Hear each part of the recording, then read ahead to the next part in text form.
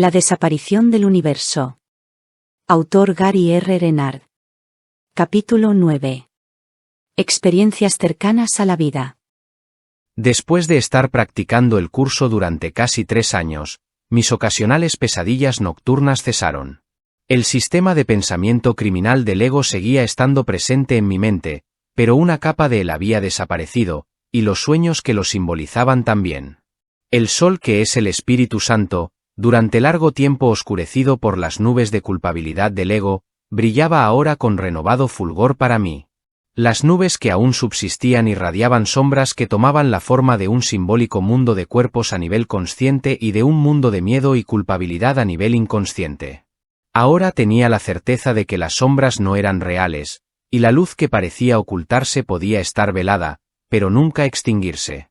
Este proceso de despertar era tan fascinante e inspirador para mí que comencé a escribir, tal como Arten y Pursa sabían que haría. Incluso tomé prestado un párrafo de Shakespeare para expresar una idea. ¿Qué luz es la que en mi mente despunta? Es el balcón de Oriente. Y el Espíritu Santo es el sol, sube radiante. Amiga mía. Disuelve el ego luna. Quien de pena pálido y triste está porque en verdad le vence tu hermosura. Ella el Cristo niño es. O es mi amor. Y si supiese lo que soy. Tu vivo resplandor, oh mente mía. Oscureciera el brillo de esos astros. Como la luz del sol la de una tea. Mi mente desde el cielo derramara. Por las ignotas regiones tal torrente de luz. Que a medianoche. El mundo despertara, y a la aurora saludaría con su voz canora. Y a la noche aprendería a ignorar. Este era un proceso que yo intentaba conducir hasta el final, sin importar lo temeroso que pudiera parecerle al enfermo y pálido ego con quien solía identificarme a veces. Tal vez, en el nivel ilusorio de la forma, mi cuerpo no era más que un robot manipulado por la mente ego. No obstante, simultáneamente, mi mente estaba siendo liberada por el Espíritu Santo a medida que yo perdonaba cada aparente suceso. Para mí ya no había vuelta atrás. Los símbolos que mis maestros usaban eran sorprendentemente mundanos, pero el curso mismo decía que lo tenían que ser para que yo pudiera compartir su mensaje con otros. Sería en verdad extraño si se te pidiese que fueses más allá de todos los símbolos del mundo y los olvidaras para siempre, y al mismo tiempo se te pidiera asumir una función docente. Todavía tienes necesidad de usar los símbolos del mundo. Mas no te dejes engañar por ellos. No representan nada en absoluto, y este será el pensamiento que en tus prácticas te liberará de ellos. Ahora mi trabajo era enseñar mediante el perdón, y también compartir el mensaje del curso de tal manera que mis hermanos y hermanas pudieran conectarse con él. Así pues, lo que necesitas cada día son intervalos en los que las enseñanzas del mundo se conviertan en una fase transitoria, una prisión desde la que puedes salir a la luz del sol y olvidarte de la oscuridad. Ahí entiendes la palabra, el nombre que Dios te ha dado, la única identidad que comparten todas las cosas, el reconocimiento de lo que es real. Y luego vuelves a la oscuridad, no porque creas que es real, sino solo para proclamar su irrealidad usando términos que aún tienen sentido en el mundo regido por la oscuridad. De modo que comencé a escribir el libro que Arten y Pursa habían dicho que escribiría, cometiendo faltas de ortografía, usando una puntuación incorrecta y perseverando en una tarea que no llegaría a completar hasta más de 6 años después. Entretanto, hacía mi elección a favor de Dios. Ahora entendía por qué mis amigos habían resaltado las distinciones entre un curso de milagros y otras sendas espirituales. ¿Cómo podía mantener una vigilia exclusiva por Dios y su reino si estaba tonteando con ideas relacionadas con la evolución, el poder del universo falso y otras de esas cosas de las que están hechos los sueños? La respuesta nunca estaba en el sueño, sino fuera de él, donde se hallaba la verdad y donde yo también estaba realmente. No había nada más, la verdad se estaba apoderando de mí, y yo miraba constantemente hacia la luz del Espíritu Santo, que representaba la expiación, la única respuesta a mi único problema. El curso decía: tú no puedes cancelar tus propios errores pasados por tu cuenta. No desaparecerán de tu mente sin la expiación, remedio este que no es obra tuya. Esto explicaba por qué otros métodos no funcionaban, pues les faltaba Dios o el Espíritu Santo. Pero yo también sabía que tenía que hacer mi parte y elegir el perdón.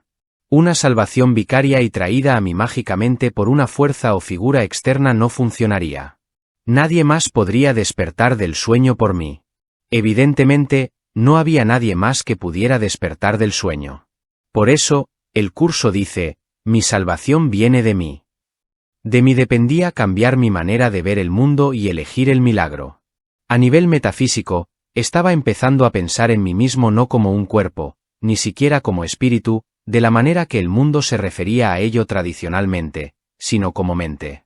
Sí, mi fuente era espíritu, y esa era la realidad a la cual yo retornaría. Pero tenía que usar mi mente para redescubrir el estado libre de pecado. ¿Qué se te ha dado? Se te ha dado el conocimiento de que eres una mente, de que te encuentras en una mente y de que no eres sino mente, por siempre libre de pecado y totalmente exento de miedo al haber sido creado del amor. No has abandonado tu fuente, por lo tanto, sigues siendo tal como fuiste creado. Y había un estilo de vida que podía traerme de nuevo a ser consciente de mi realidad. Hay una manera de vivir en el mundo que no es del mundo, aunque parezca serlo. No cambias de apariencia, aunque si sonríes mucho más a menudo. Tu frente se mantiene serena, tus ojos están tranquilos. Cuando Arten me dijo que era completamente posible practicar el tipo de espiritualidad que comentaríamos sin que nadie lo supiese, yo había tenido mis dudas. Después de todo pensé, ¿no hace todo el mundo proselitismo de su religión o camino espiritual? Sin embargo, ahora sabía que Arten tenía razón. Si elegía no hablar del curso a la gente, podía seguir practicándolo sin decir una palabra al respecto. Como decía el curso acerca de la gente que mi mente me mostraba a través de mis ojos. Caminas por esta senda tal como otros lo hacen, mas no pareces ser distinto de ellos, aunque ciertamente lo eres. Por lo tanto, puedes ayudarlos al mismo tiempo que te ayudas a ti mismo, y encauzar sus pasos por el camino que Dios ha despejado para ti y para ellos, a través de ti. Hacía esto por medio del perdón, de modo que no tenía necesidad de sentirme distinto o especial. Mis hermanos y hermanas estaban volviendo a Dios lo mismo que yo. Algunos de ellos lo sabían en aquel momento y otros no, pero el resultado era tan cierto para cualquiera de ellos como lo era para todos. Una de las cosas que continuaba sorprendiéndome era la variedad de experiencias místicas que tenía cuando practicaba el curso.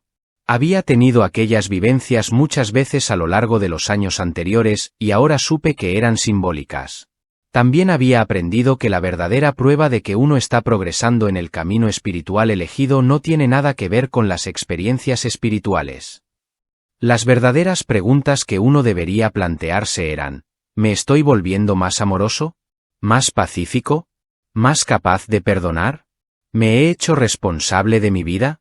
¿Comprendo que juzgar es una locura? Así es como se puede distinguir si el camino elegido funciona para uno. En cualquier caso, mis experiencias místicas personales me daban alegría, pues había aprendido que eran un símbolo de que mi mente, al perdonar al mundo, estaba siendo perdonada. Ahora, en lugar de las pequeñas líneas blancas que antes veía en torno a diversos objetos, lo que percibía de vez en cuando era que la cabeza de las personas era reemplazada completamente por una hermosa luz blanca. Y también había momentos en los que J parecía jugar delicadamente conmigo, como aquella ocasión que me vino a la memoria mientras estudiaba el libro de ejercicios. Una mañana, mientras desayunaba, sentí un toque suave, cálido y bellamente amoroso en mi hombro, un toque que hubiera jurado que venía de un ángel, ser divino o el mismo J. Después de desayunar leí la lección del libro de ejercicios de ese día, que incluía la frase siguiente. Cristo ha puesto su mano sobre tu hombro, y ya no te sientes solo. No pude más que seguir diciendo gracias una y otra vez, sintiéndome abrumado al saber que verdaderamente no estaba solo. Algunos meses después iba caminando por el jardín trasero de casa con Karen, recogiendo algunas grandes ramas que el viento había arrancado de los árboles durante una tormenta. En un momento dado me di la vuelta para mirarla y me sentí anonadado pues, en lugar de ver a Karen contemplé una gran columna de luz que se elevaba hasta los cielos, perdiéndose más allá de donde alcanzaban a ver mis ojos. Me quedé observando fijamente aquella visión maravillosa durante algunos segundos, después aparté la mirada y a continuación volví a mirar.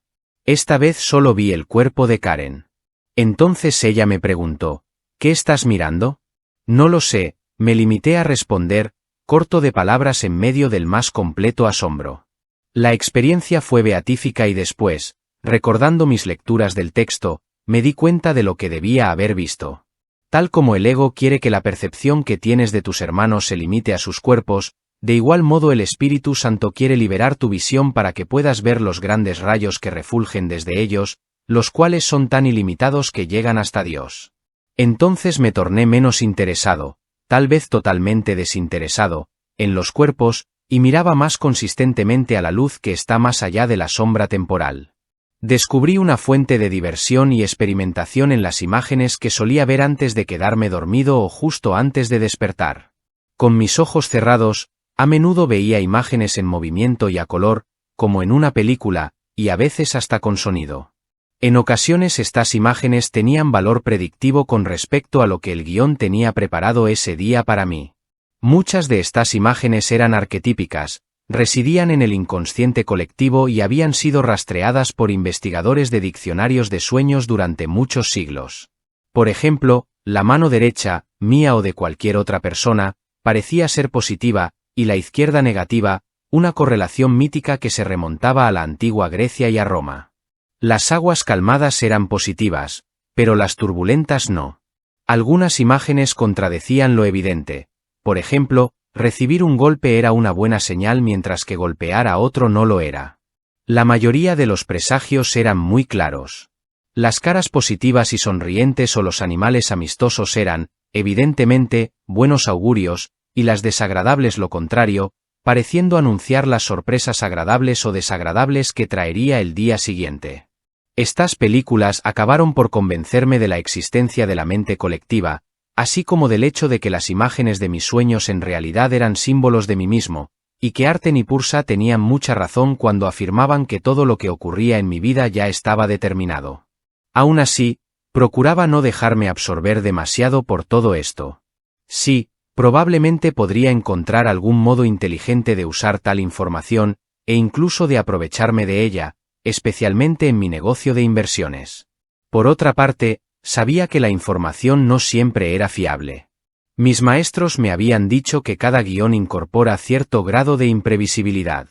También sabía que la herramienta de predicción más precisa de la historia, el oráculo de Delfos, a veces había engañado a la gente deliberadamente. El ego aún controlaba parte de mi mente, y yo sabía que no había recurso del cual no se valdría con tal de confundirme y causarme sufrimientos, siempre tentándome a creer que yo era un cuerpo. Finalmente, solo el perdón me llevaría a casa. Como amigo y estudiante de J, mi nueva capacidad psíquica seguiría siendo una fuente de interés, pero no el falso ídolo en que la habría convertido anteriormente. En cuanto a la idea de que los sucesos de la propia vida están predeterminados, me di cuenta de que había gente que detestaba esta idea. Para algunos, el existencialismo ofrecía más esperanzas que la predestinación, porque les daba una razón para intentar cambiar las cosas, tanto en sus vidas personales como el mundo en general. Sin embargo, el curso ofrecía formas más elevadas de esperanza, la esperanza de volver a casa a la larga y de alcanzar la paz en cualquier momento, y qué decir de la capacidad de evitar incontables experiencias negativas por haber aprendido las lecciones de perdón que las hacen innecesarias en el futuro. Además de todo esto, mientras uno cambiaba de manera de pensar respecto al mundo y a medida que practicaba el perdón, también podía buscar soluciones a sus problemas que fuesen aceptables en el mundo ilusorio, siempre que no se dejase encadenar al nivel de la percepción con la carga que acarreaban las creencias. Una noche, un par de semanas antes de la siguiente visita de Arten y Pursa, me ocurrió algo muy distinto de cualquier otra cosa que hubiera experimentado. Estaba sentado leyendo una revista cuando de repente me invadió una sobrecogedora sensación de estar consciente. El universo desapareció de forma momentánea, y yo simplemente estaba sentado allí, en un estupor reverente. Me sentí totalmente seguro y completamente amparado, en el conocimiento de una presencia que, hasta ese momento, habría sido inimaginable. La revelación te une directamente a Dios. Aunque la experiencia de revelación nunca puede ser traducida en palabras, tiene una cualidad tan única que se adhiere a la memoria. Ocurre en un instante en el que se nos da la experiencia de estar fuera del tiempo y del espacio, e incluso más allá de eso. Te haces uno con algo tan grande que está más allá del tamaño. Su cualidad más clara, que es completamente diferente de cualquier cosa de este universo, es que es constante. No hay cambio ni interrupción en su poder ilimitado, no cambia ni se altera. Esta experiencia te permite saborear algo en lo que puedes confiar, algo real, y la alegría que produce es increíble. Supe que Dios se había comunicado conmigo. La revelación no es recíproca. Procede de Dios hacia ti, pero no de ti hacia Dios. Aquella noche no hice nada más. Simplemente seguí sentado allí, en mi estado de reverencia y gratitud. La reverencia se debe reservar solo para la revelación, a la que se puede aplicar perfecta y correctamente. No tenía nada que decir ni ninguna necesidad de hacerlo. La revelación es literalmente inefable porque es una experiencia de amor inefable. Supe que nunca volvería a ser el mismo. A medida que pasaba el tiempo, me di cuenta de que esta experiencia había ocurrido porque me había preparado para ella a través de mi práctica del perdón, lo cual me animaba aún más a continuar por el camino emprendido. Como habían dicho mis visitantes cuando recitaban el curso, nadie que haya experimentado una revelación de este tipo de permanencia y certidumbre de ser puede volver a creer plenamente en el ego. Me estaba preparando para volver a Dios.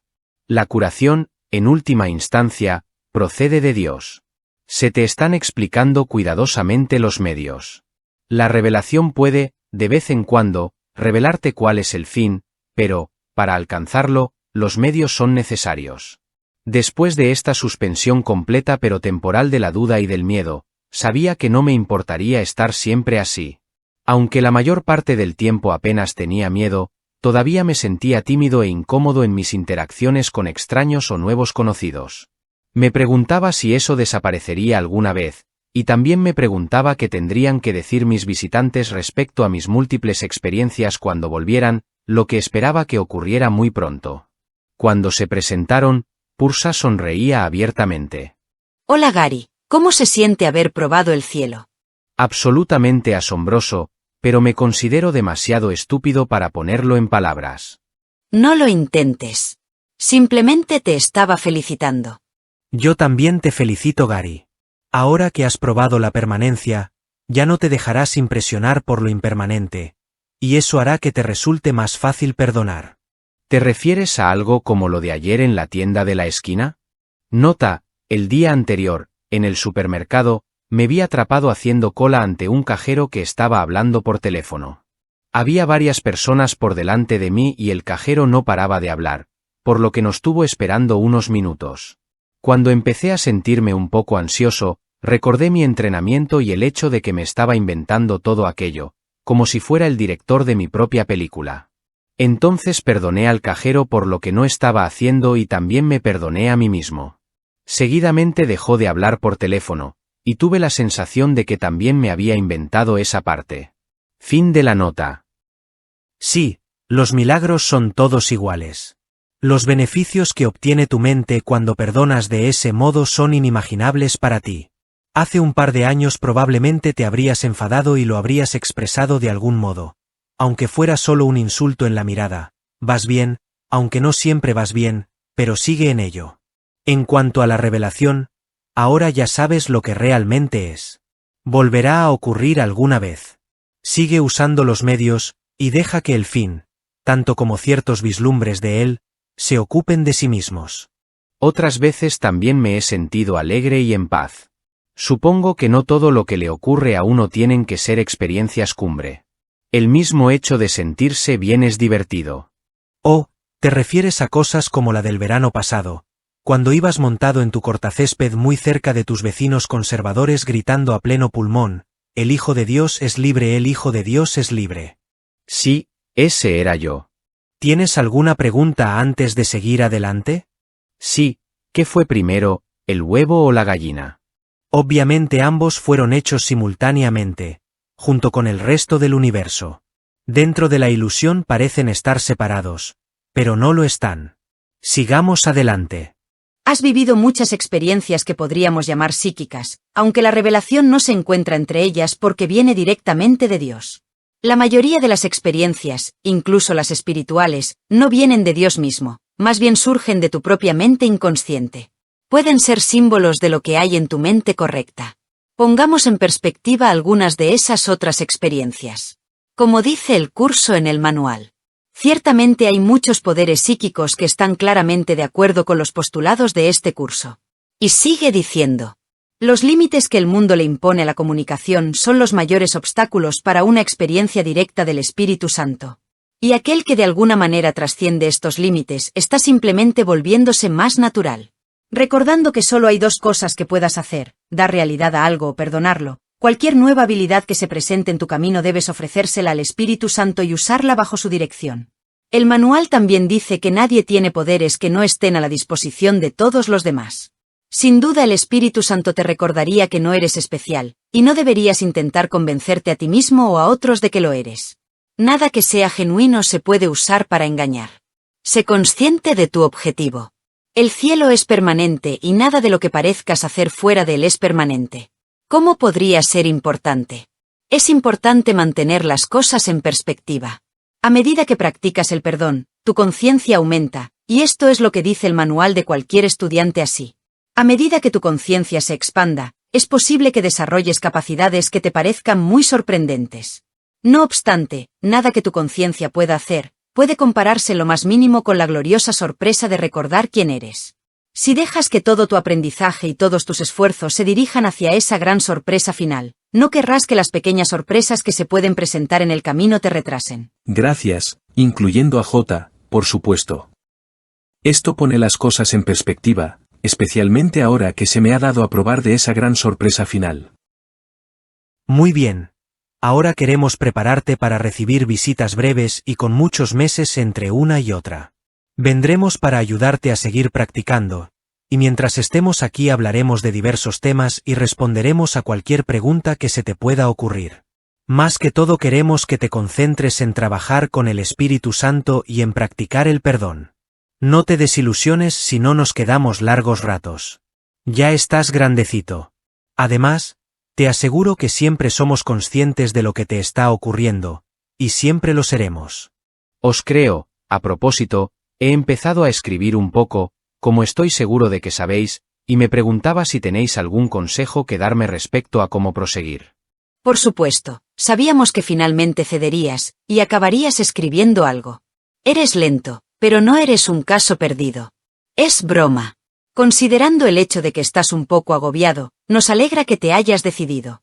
No dejes que te intimide el hecho de partir desde cero. Recuerda que el propósito de escribir es comunicar. Lo de citar a Shakespeare fue muy listo de tu parte, y lo que dice es cierto. Si consigues comunicar bien eres un escritor eficaz. No te preocupes demasiado por las reglas. Aquí entre nosotros, el inglés es una lengua un tanto simplona. Pero Dios me libre de estar juzgando. Sí, ese tipo de juicio podría sugerir que eres una inculta.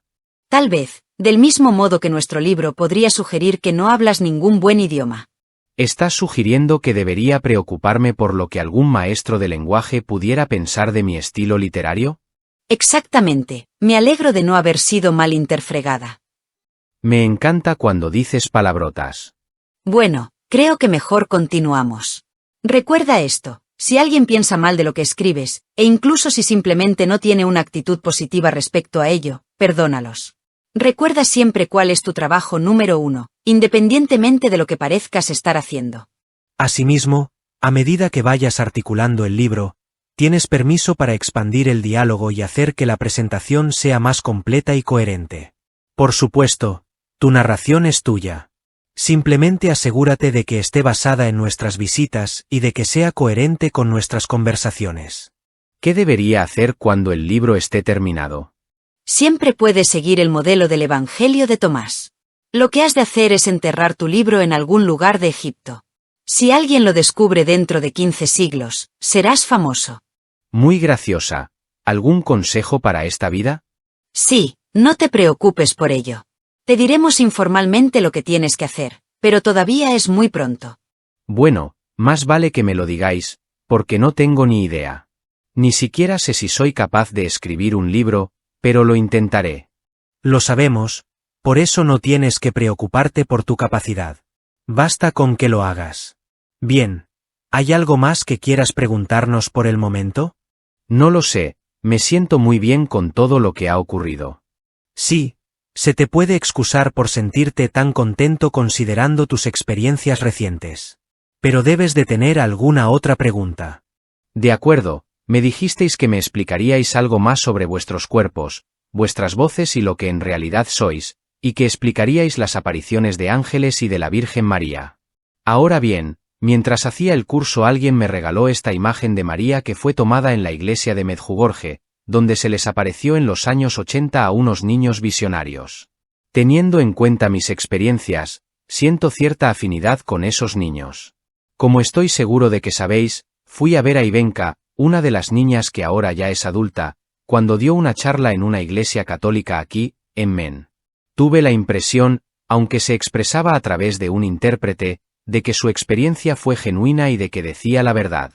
En el programa que editaron para esa charla había otro dibujo de la Virgen María basado en otra imagen que ella imprimió en la camisa de un hombre al que se apareció hace más de 460 años en lo que ahora es la iglesia de Nuestra Señora de Guadalupe, en México. Los científicos dicen que esa camisa debería haberse descompuesto y desintegrado en unos 12 años más o menos, pero aún sigue intacta y expuesta en la iglesia, y ahora ya lleva allí 5 siglos. De modo que tengo estas dos imágenes de María que han sido hechas con una diferencia de unos 460 años. Una de ellas es una fotografía. Y lo increíble es que tienen el mismo aspecto. ¿Qué está pasando aquí? Hemos dicho que todas las imágenes corporales están hechas por la mente. Estas imágenes pueden ser símbolos de la mente correcta y del Espíritu Santo, o de la mente errada y del ego. Esa imagen de María está en la mente inconsciente, y puede ser proyectada o bien hecha por ciertos individuos o bien por las masas. La imagen de la que hablas tiene aspecto occidental. No es el rostro de una mujer judía de hace 2000 años. Es una composición salida de la mente, del mismo modo que la imagen que la gente tiene de J no coincide con su aspecto en ese entonces, sino que es una representación de la mente colectiva. En las apariciones marianas, que suelen ser más detalladas cuando tienen lugar ante unos pocos individuos porque están muy enfocados, ella tiene el mismo aspecto porque la imagen es arquetípica, un concepto que ya te resulta familiar. Lo que está detrás de esas apariciones es el amor del Espíritu Santo. La mente, sea individual o colectiva, da forma a ese amor. ¿Estás diciendo que el Espíritu Santo es real pero la forma viene de nosotros? Exactamente. Pursa te dijo que cualquier cosa que tome forma debe ser un símbolo de alguna otra cosa. El Espíritu Santo no hace formas. Él ama. Es posible que el amor del Espíritu Santo brille en tu universo y que después tu mente correcta le dé una forma específica. La forma misma es una proyección de la mente, pero el amor que está detrás es real. Esto explica las apariciones de María, de los ángeles y de todos los maestros ascendidos. También explica cómo se apareció J ante nosotros después de la crucifixión hace 2000 años. Nuestras mentes estaban abiertas a la experiencia de su amor, de modo que su amor tomó una forma que pudiéramos aceptar y que nos resultara más familiar en aquel momento, el mismo modo que nuestro amor aparece ahora ante ti en forma de cuerpos y voces que tú puedes aceptar y que te son familiares. Una vez más, no estamos diciendo que el cerebro haga estas formas. Es la totalidad de la mente la que hace lo específico.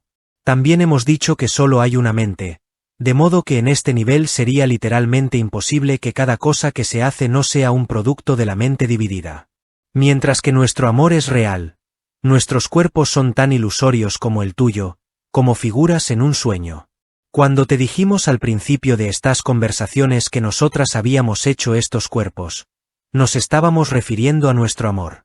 A esto se refería también Pursa cuando dijo que J se fabricó otro cuerpo para comunicarse con nosotros después de la crucifixión. Su amor era el contenido genuino detrás de la forma ilusoria, pero son las mentes dormidas las que proyectan todas las formas, dándoles su contorno y sus detalles.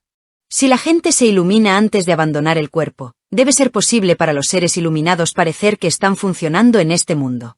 Sin embargo, ellos saben que en realidad no están en el mundo, y que no necesitan volver aquí excepto para permitir que su amor ayude a otros. Repitiendo, en la ilusión, son las mentes aparentemente divididas las que dan forma a su amor. En realidad los maestros no necesitan fabricar ninguna forma después de alcanzar la iluminación. Eso es muy interesante, pero sabéis que alguna gente dirá que vosotros habéis salido de mi ego. Deja que piensen lo que quieran. Lo harán de todos modos. Y cuando lo hagan, haz que respondan a estas preguntas. ¿Enseñaría el ego cómo deshacerse a sí mismo? ¿Enseñaría el diablo a la gente cómo escapar del infierno? Un punto excelente. ¿Lo que estáis haciendo es enseñar al ego a elegir en contra de sí mismo? Espléndido. ¡Qué estudiante tan inspirado! Creo que lo que habéis dicho sobre las apariciones de símbolos divinos también explica cómo se aparece la Virgen a esa granjera de Georgia y le deja mensajes, solo que los mensajes suenan como que vinieran de una granjera de Georgia. Es posible que María se le aparezca realmente, pero los mensajes toman una forma que ella puede entender. Muy bien. Esa mujer es sincera. Los mensajes, por muy simples que sean, están dirigidos a aquellos que más se pueden beneficiar de ellos. ¿Y qué hay de otros casos que no son un tema tan agradable, como ese loco que hizo estallar el edificio federal en Oklahoma City?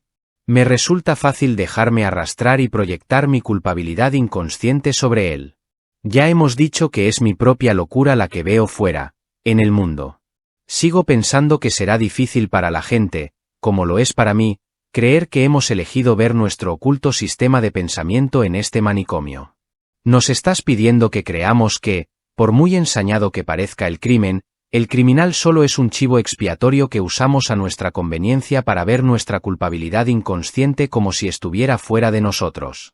Eso significaría que tendríamos que perdonarle por lo que en realidad no hizo, si es que hemos de ser libres.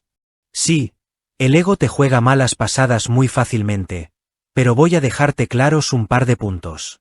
Cuando llegamos ante lo que parece ser una tragedia terrible, resulta muy fácil dejarse arrastrar por ella. Sí, tienes que perdonar, pero en una situación así también tienes que ser consciente de un par de cosas. En primer lugar, elegir reconocer la irrealidad del sueño no significa que no debas ser sensible a las necesidades y sentimientos de las personas que se están viendo envueltas en una pesadilla de ese tipo. Has vivido la muerte de seres queridos. ¿Cómo te habrías sentido en ese momento si algún necio hubiera venido a ti y hubiera empezado a decirte que todo era una ilusión y que no deberías sentirte mal?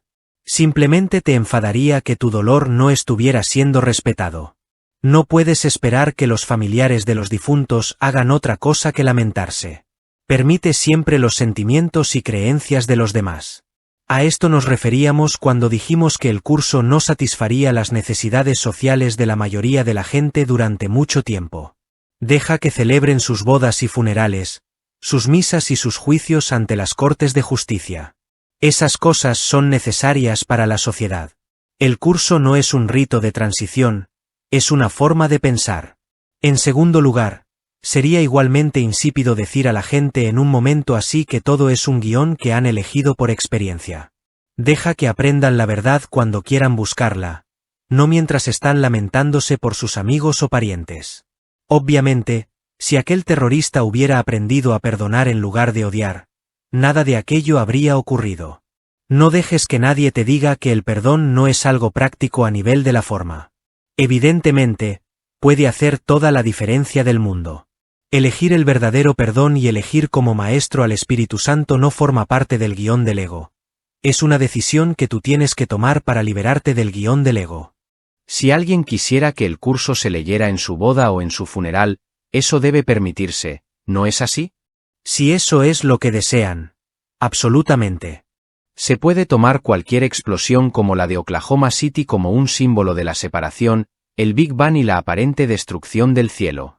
Muy cierto, aunque la mayoría de la gente no tiene la preparación necesaria para pensar en ello de ese modo. ¿Alguna otra pregunta? Sí, comencé la formación en 1978, y ellos me enseñaron esta técnica o fórmula llamada Seaz-Ten, que posteriormente ha sido copiada por otros maestros espirituales. Enseñaba cómo ser, y después conseguir lo que uno quiere. Básicamente la idea es que en lugar de intentar o de esforzarte por ser, digamos, un gran músico, debes ser un gran músico, hacer las cosas que hace un gran músico y entonces tendrás las cosas que tienen los grandes músicos. Werner Erhard, el fundador de Erhard Seminars Training, era un gran maestro a pesar de todos sus atacantes, y en aquel momento me ayudó mucho, aunque mi éxito viene y va. Me preguntaba qué pensáis de este tipo de cosas.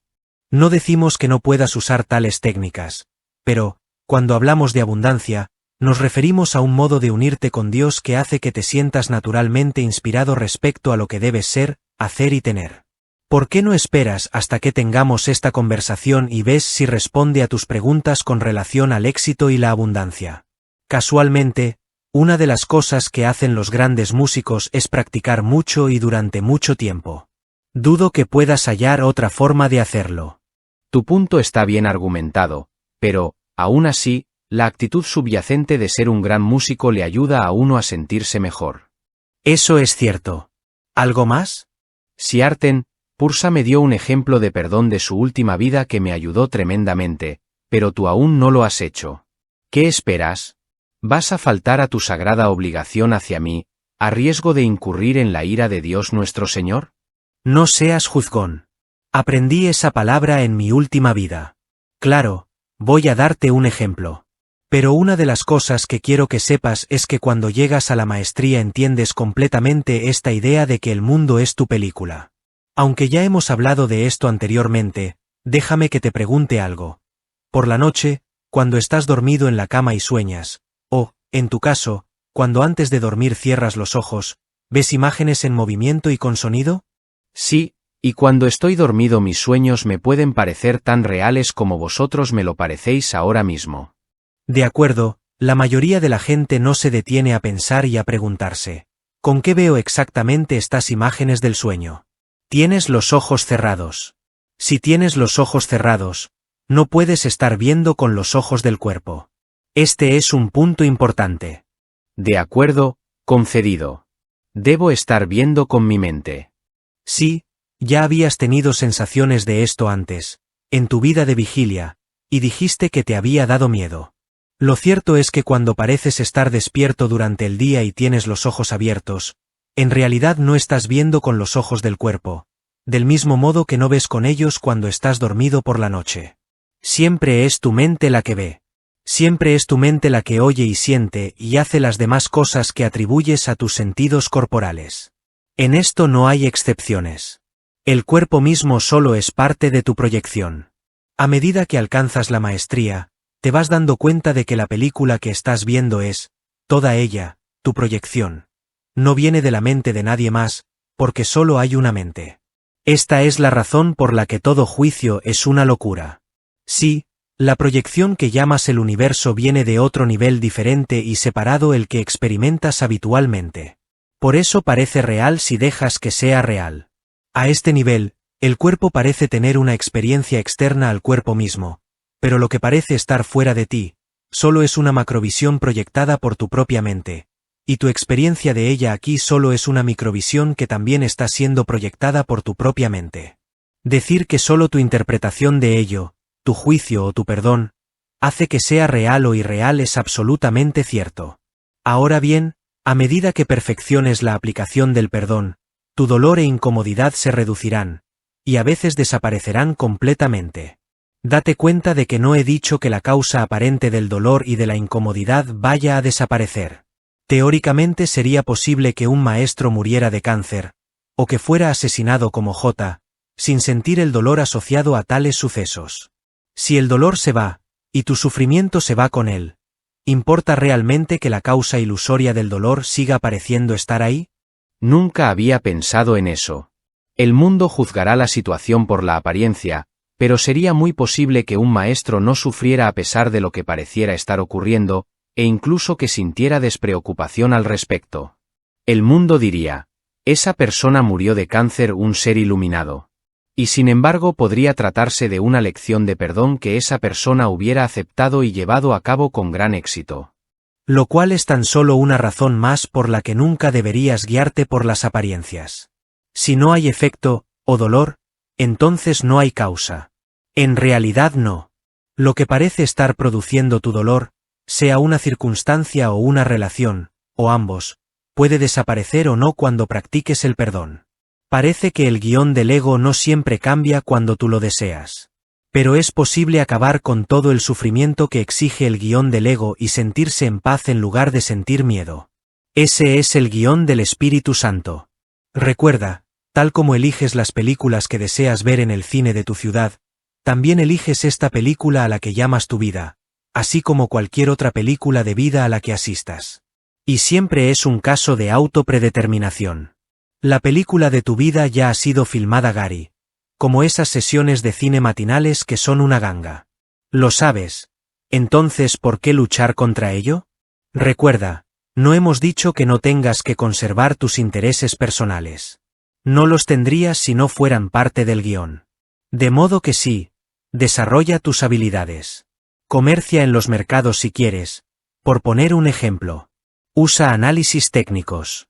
Alégrate cuando detectes una divergencia en los sucesos estocásticos, al azar, aunque sería más inteligente usar un simple método de extrapolar tendencias. Y mientras estés haciendo esas cosas, recuerda que los ojos del cuerpo no ven nada, y que en realidad estás viendo tu propia película. A propósito, no importa mucho si te gusta el final o no, porque nunca es un verdadero final, tan solo un nuevo comienzo hasta que ya no haya necesidad de nuevos comienzos ni finales. Cuando llegue ese momento, solo quedará la pura alegría, y el aparente opuesto del cielo desaparecerá. Algo más que debes recordar es no dejarte distraer por enseñanzas que puedan servir a otros y ayudarlos temporalmente a sentirse mejor, pero que no forman parte de tu camino elegido. Habrá quienes te digan que cuando tengas un problema, o persona u objeto, que afrontar, puedes decir, yo soy eso, y desaparecerá. Unificarte con una parte de tu proyección solo le confiere realidad, y no deshará la culpabilidad en la parte de tu mente que no puedes ver. Solo el verdadero perdón puede lograr eso. También habrá quienes te digan que observar y ser consciente de tus emociones te liberará de tus compulsiones. No obstante, aunque has comprobado por ti mismo que observar tus sentimientos ayuda a reducir su impacto, no es lo mismo que perdonarlos. Solo el verdadero perdón de tus relaciones, que cura la culpabilidad inconsciente de tu mente, puede liberarte verdaderamente de tus compulsiones o de cualquier otra cosa. Por último, es posible que los que buscan el equilibrio te hablen de equilibrar cuerpo, mente y espíritu, del equilibrio de las fuerzas duales como el yin y el yang o del equilibrio de la fuerza misma. Equilibrar las ilusiones no es perdonarlas. Concéntrate en el camino que es para ti. Otros seguirán el mismo camino durante distintas vidas. No olvides que el curso es algo muy nuevo. El rock and roll solo tiene 20 años más que el curso. Siéntete agradecido por haber podido tocar ambos, y da a esa nueva senda espiritual la oportunidad de hallar a aquellos a quienes está dispuesto a llegar. Nadie sabe cómo perdonar en un principio. Lleva tiempo aprender. La gente no se da cuenta de lo que le hace a su propia mente cuando juzga y condena a los demás. Incluso nosotros, que éramos discípulos de J, al principio no lo comprendimos. Claro que en aquel momento pensábamos que sabíamos mucho, a todo el mundo le pasa. Sin embargo, como J dice en el curso respecto a las enseñanzas plagiarias del Nuevo Testamento, algunas de las cuales se originaron con ciertos discípulos y fueron transmitidas por ellos. Cuando leas las enseñanzas de los apóstoles, recuerda que les dije que había muchas cosas que ellos no entenderían hasta más tarde porque en aquel entonces no estaban completamente listos para seguirme. Espero que eso ayude a poner fin al mito de que los discípulos eran maestros ascendidos. Eso nos incluye a Pursa y a mí. Es posible que algunos no quieran saberlo hoy día, pero todos los discípulos tenían al menos 20 vidas más que vivir y más lecciones que aprender antes de alcanzar su iluminación. Ciertamente aprendimos mucho de J en aquella vida, porque no podíamos dejar de sentirnos impactados por su creencia en el gran mandamiento del Dios de Israel. El Señor nuestro Dios, el Señor es uno, y amarás al Señor tu Dios con todo tu corazón, con toda tu alma y con todas tus fuerzas. J tenía el tipo de humildad que es necesario para decir, Dios, solo te quiero a ti. ¿Cuántas personas pueden decir esto con toda intención? ¿Estás dispuesto a jugar la última partida?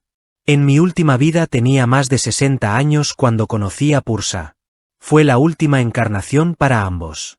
Su marido había fallecido un par de años antes y mi esposa también había hecho su transición. Pursa y yo reconocimos rápidamente que teníamos que estar juntos. No solo teníamos en común el curso y nuestra comprensión personal de él, también sentíamos que nos habíamos conocido en otras vidas. De hecho, fuimos capaces de ayudarnos a recordar muchas cosas de anteriores encarnaciones. En nuestra última vida vivimos juntos pero no nos casamos. Fue nuestro modo de honrar a nuestros respectivos esposos, y al mismo tiempo tenernos el uno al otro. Pícaro. No te daremos detalles personales, ni esperamos que reveles detalles íntimos de tu vida. Hay cosas que es mejor perdonar en privado. Pursa y yo teníamos aproximadamente la misma edad, y te contaré lo que era diferente en nuestra relación. Nos queríamos mucho, pero nos liberamos mutuamente al Espíritu Santo. No nos planteamos mutuamente ninguna exigencia, ni nos pedimos sacrificios. Tal como el mundo confunde el dolor y el placer, también confunde el sacrificio con el amor. Sin embargo, ¿qué es el sacrificio en última instancia sino una llamada al dolor? ¿Es eso lo que realmente deseas para tus seres queridos? Tus amores especiales solo son ídolos en los que tratas de conseguir lo que crees que está ausente en ti mismo. El romance es un vano intento de llenar un vacío imaginario, un hueco que en realidad no existe, pero que en tu experiencia es una consecuencia de la separación. Esa sensación de carencia en realidad solo puede ser sanada por la expiación y la salvación, que te llevarán a la totalidad de tu unicidad con Dios. Pursa y yo tuvimos la suerte de haber aprendido esto antes de conocernos. No nos exigíamos esas satisfacciones negociadas del amor especial. Nos dejábamos mutuamente ser como éramos, y éramos libres de amarnos sin exigencias, como una expresión de nuestra unicidad como Cristo y con Dios. Pursa se iluminó antes que yo. Llevábamos unos 8 años juntos cuando supimos que había ocurrido. No hay explicación que haga justicia a su experiencia. Simplemente lo supimos. No me preocupaba el hecho de que ella estaba un poco por delante de mí porque sabía que estábamos en el mismo camino y en un nivel muy parecido. La década siguiente fue maravillosa. Eso es genial, pero ¿cuál es la lección de perdón que has dicho que me contarías? Espera un segundo, te mostraré paciencia infinita y tal vez tú me des resultados inmediatos. Bien, en realidad es muy simple. No siempre se trata de alta ciencia, Gary. Lo que ocurrió es que Pursa dejó su cuerpo.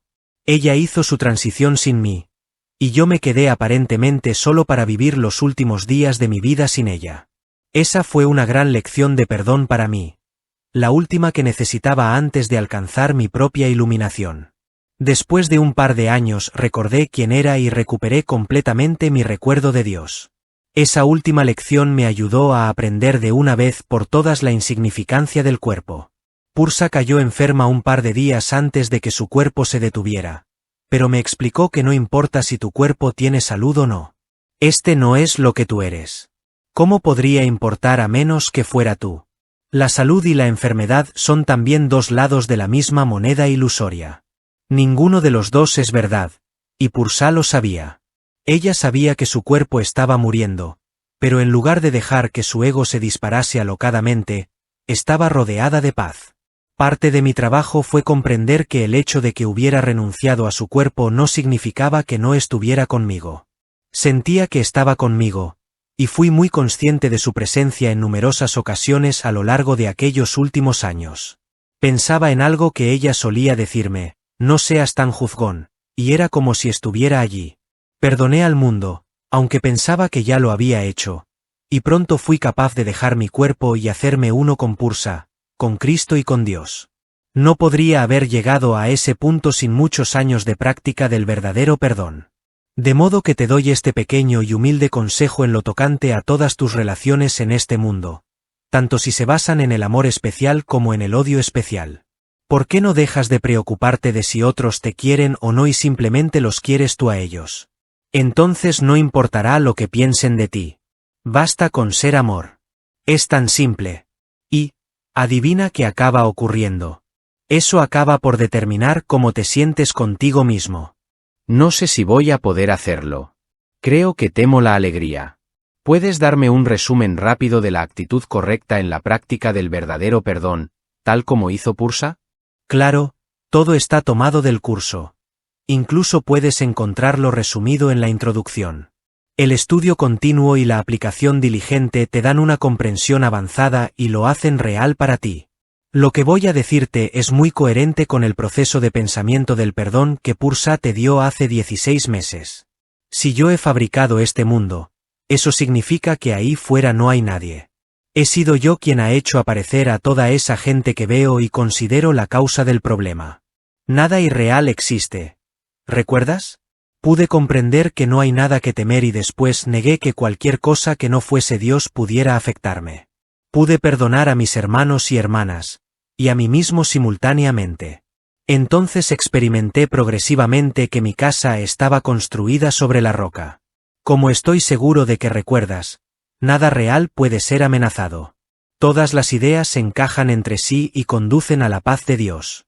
Una vez más, es simple pero no fácil. Especialmente cuando todo se te va al diablo. Cuanto más lo hagas, más empezarás a ver lo que se te había ido al diablo como una oportunidad. Lo estás entendiendo.